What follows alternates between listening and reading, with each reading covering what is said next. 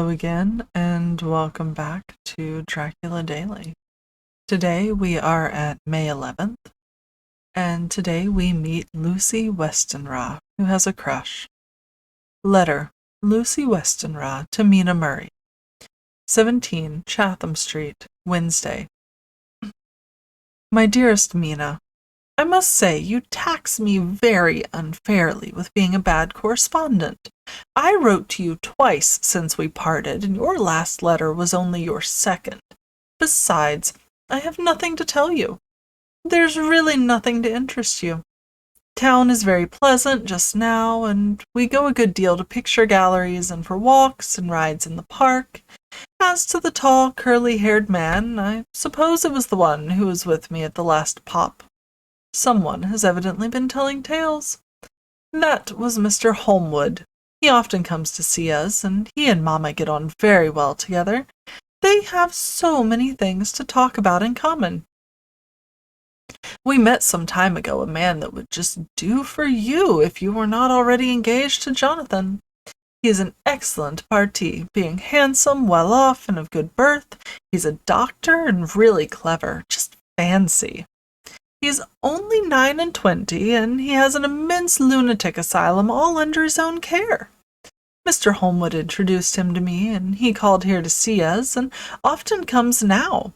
I think he is one of the most resolute men I ever saw, and yet the most calm. He seems absolutely imperturbable. I can fancy what a wonderful power he must have over his patients. He has a curious habit of looking one straight in the face, as if trying to read one's thoughts. He tries this on very much with me, but I flatter myself he's got a tough nut to crack.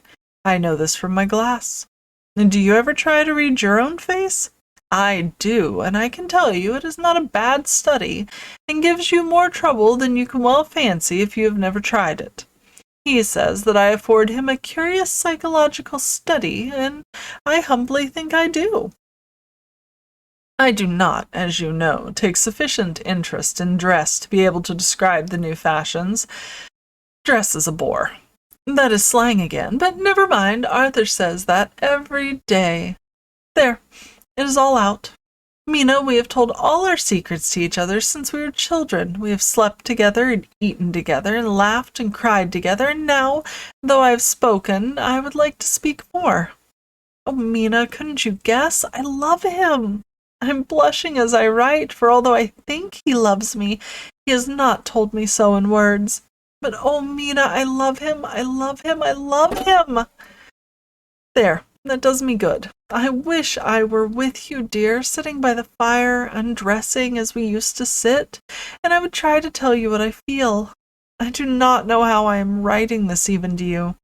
I am afraid to stop, or I should tear up the letter, and I don't want to stop, for I do so want to tell you all.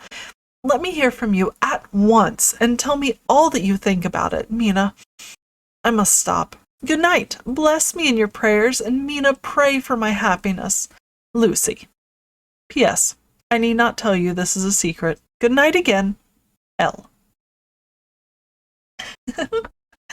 Oh, I adore Lucy. She is so cute.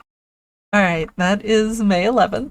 Go ahead and hit the subscribe button if you'd like to hear more, and I'll be back when we hit another entry. Have a good one. Bye.